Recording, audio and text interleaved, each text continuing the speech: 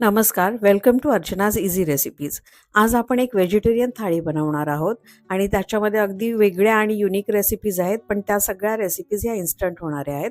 तर प्रथम आपण बनवतो चिंचेचं सार. चिंचेच्या सारासाठी आपण एक वाटीभर चिंच एक तासभर किंवा कमीत कमी अर्धा तास भिजायला ठेवायची, म्हणजे ती छान सॉफ्ट होते. बिया असतील तर त्या काढून घ्यायच्या आणि त्याच्यामध्ये एक छोटी वाटीभर गूळ घालून चिंच आणि गूळ मिक्सरला छान वाटून घ्यायचं, म्हणजे एक थिक पेस्ट तयार होते. आणि ही थिक पेस्ट आपण बाजूला ठेवूया. आणि आता इथे आपण एक मोठा कांदा, एक टोमॅटो, एक हिरवी मिरची हे बारीक चिरून घेऊया आणि कोथिंबीर आणि थोडासा मालवणी मसाला आपल्याला लागणार आहे, वाटपाचा मसाला, जो आपण हे जे आपण पेस्टवालं मिक्सरमध्ये केलं आहे चिंच आणि गुळाचं, त्याच्यामध्ये मालवणी मसाला टाकू आपण. आणि एका पातेल्यामध्ये तेल घेऊ, 2 टेबलस्पून तेल. आणि तेलावरती आपण टाकणार आहोत राई, जिरं, कढीपत्ता याची फोडणी करणार आहोत. आणि त्या फोडणीवरती आपण टाकणार आहोत कांदा, टोमॅटो.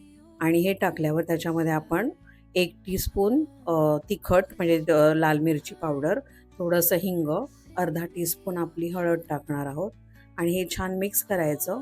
त्याच्यात 1 टीस्पून मीठ टाकायचं आणि मग टोमॅटो त्याच्यावर टाकून छान परतून घ्यायचा. टोमॅटो टाकल्यावर टोमॅटो शिजेपर्यंत छान परतून घ्यायचं.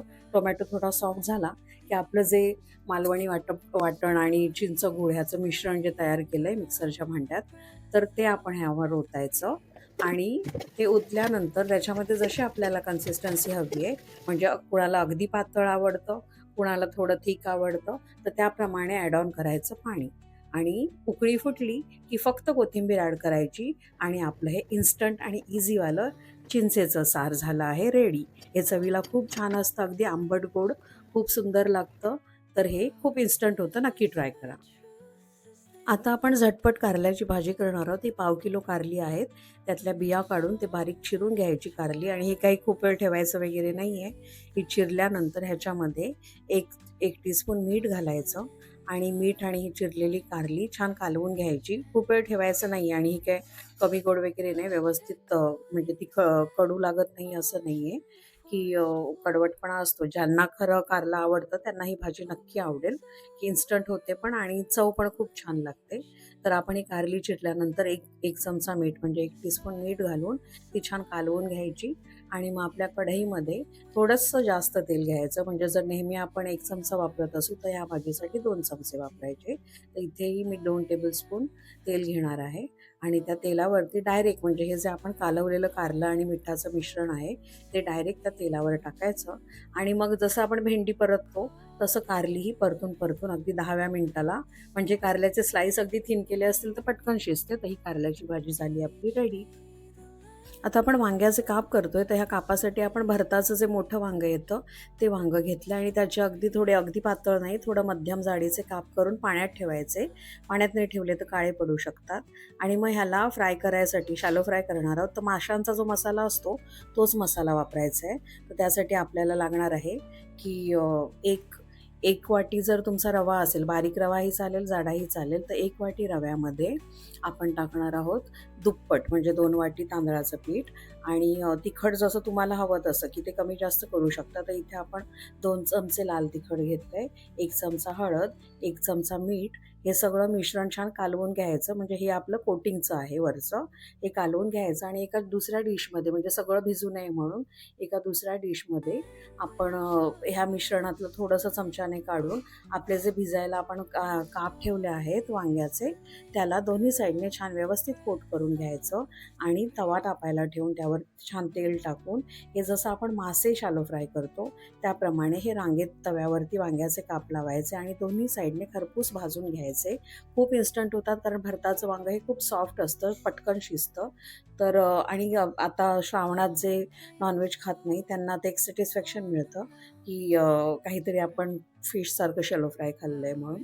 तर हे खूप सुंदर लागतात, नक्की ट्राय करून बघा.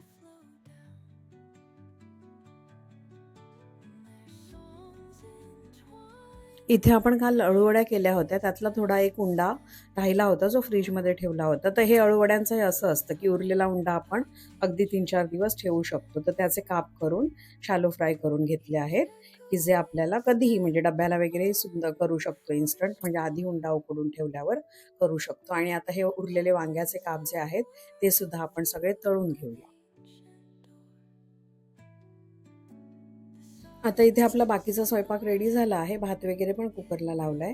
तर आता आपण इथे झटपट पोळ्या करून घेऊया, म्हणजे आपण ताट वाढायला घेऊ.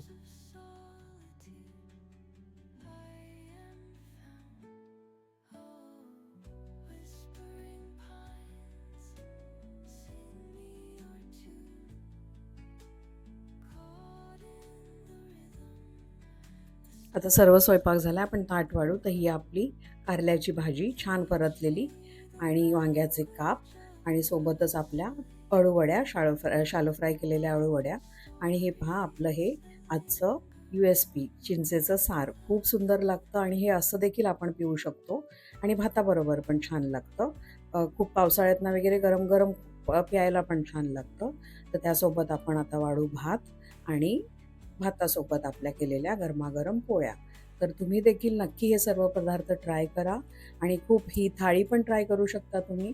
खूप चवदार थाळी होते आणि खूप बघा वेगळे पदार्थ आहेत, की अगदी रुटीनपेक्षा वेगळा काहीतरी स्वयंपाक करून खायचा असेल, तर प्लीज तुम्ही हे ट्राय करून बघा. नक्की आवडेल तुम्हाला. And thanks for watching my video. Thank you. धन्यवाद.